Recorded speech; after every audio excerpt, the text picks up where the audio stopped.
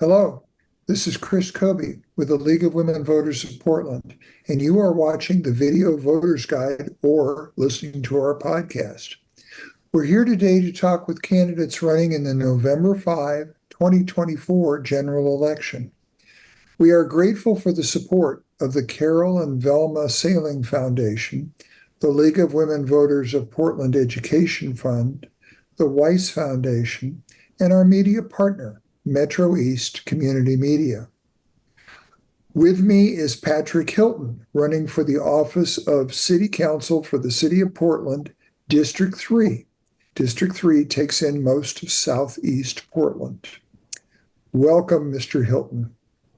Thank you. Thanks for having me, Chris. Please tell us a little about yourself and why you are running for that office. Okay. Hi, my name is Patrick Hilton, and I would say I'm a regular guy from Portland. I live in Northeast Portland by the airport in Madison South neighborhood, which is the farthest northeast part of District 3. I have a diverse background. I've worked many jobs, hospitality, you name it. I was an architectural designer before I moved to Portland in 2007. I love Portland. I was a park ranger in for the state park system in the city of Portland, and also in a campground in the middle of the Cascades, as well as worked for Portland Parks and Rec, headquarters of OPRD, Oregon Parks and Rec. And I consider myself to be an experiential urbanist. I went to urban planning school at University of Oregon, graduated in 2011. And I just love cities and studying cities. And I think District 3 is one of the most interesting parts of any city in the entire world. And it really needs to be looked at like that and cared for by the residents for the whole world, because it's a very important window. Let's turn to some of the questions about the service. What are your ideas for working productively with the other city council members from District 3 if you're elected?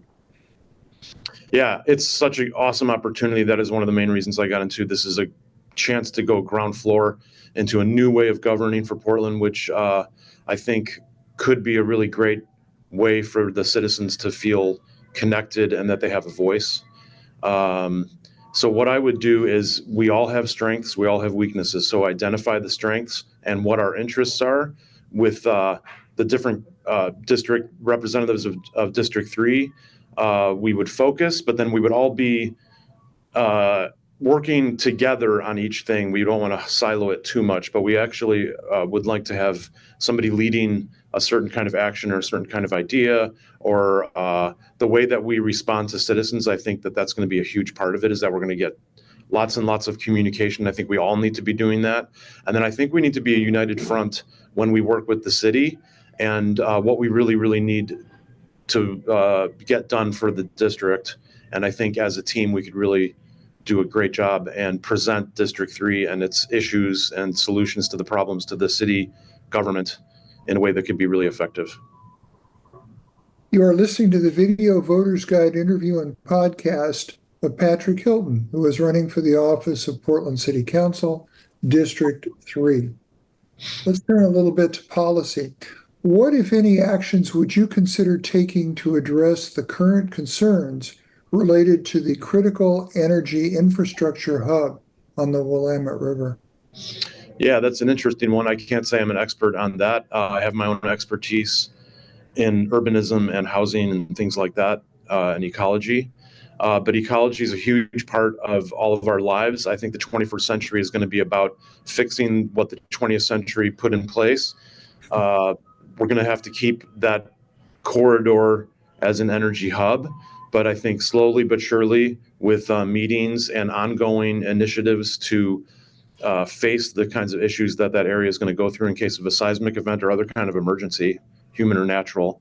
And I think having the city always being focused on that issue and getting grants and federal funding in order to retrofit those areas, and then working with companies for incentives so that they can upgrade their facilities, would be a really great way to just keep the conversation going on that and keeping progress, because that is a long-term project. I mean, for sure, if there ever was one. Another issue, are you satisfied with the performance of the office of the Joint Office of Homeless Services? And if not, what changes would you support? hmm I would say that most of us that live in Portland, and what's really great about District 3 is it's very diverse. My neighborhood has different issues than, let's say, Southeast, Hawthorne or Division Street. And so having that diverse problem set is really important for us to confront what's going on with homelessness. I would say in my neighborhood, crime and homelessness is a very big issue. I am not satisfied. I don't think anybody in Portland, I don't want to speak for everybody, but I think a lot of people that I've been talking to and friends of mine that have lived here for a long time, we're not satisfied. There's lots of funding, $279 million a year for that. Where the deliverables that we expect from that kind of investment. I think that needs to be more transparent about what they're spending money on, and it's the hardest problem the city has probably ever faced. So I give credit where credit's due. At least we're trying to get this problem resolved, but I think we have to think outside of the box in terms of dealing with this problem. It's a human problem, so you got to meet people where they're at. It's an individual basis. There's not going to be a one size fits all with this, and I think that the solutions and the money needs to be spent to represent that. Another campaign question: what skills, experience, and interests distinguish you from the other candidates for position in District 3? Yeah, I would say, especially for District 3, and that's why one of the other reasons I entered the race is that District 3 is very important to the regional economy. And I said window before, but I meant a window from the world into Portland and into what is the great parts of the United States. So we have a very,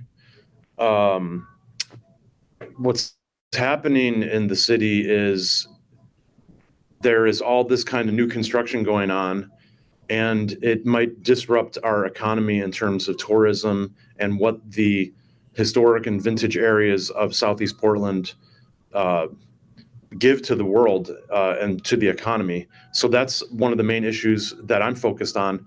And how do we curate those areas, but also infuse affordable housing into those areas without destroying them, because they're vital to the economy and to the identity of the region.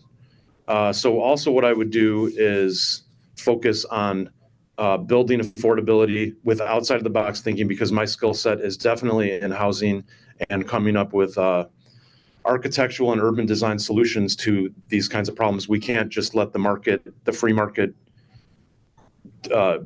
we can't depend on it to solve these problems. I think the 21st century, especially in a city like Portland, the 20th century business models are not going to work. So we have to do a lot. And I think my expertise in understanding urbanism and understanding neighborhoods and human habitats like animal habitats and ecosystems is what really sets me apart from other candidates. And I think I'd be a great addition to the candidates that are more experienced in terms of working for the government and being part of the bureaucracy.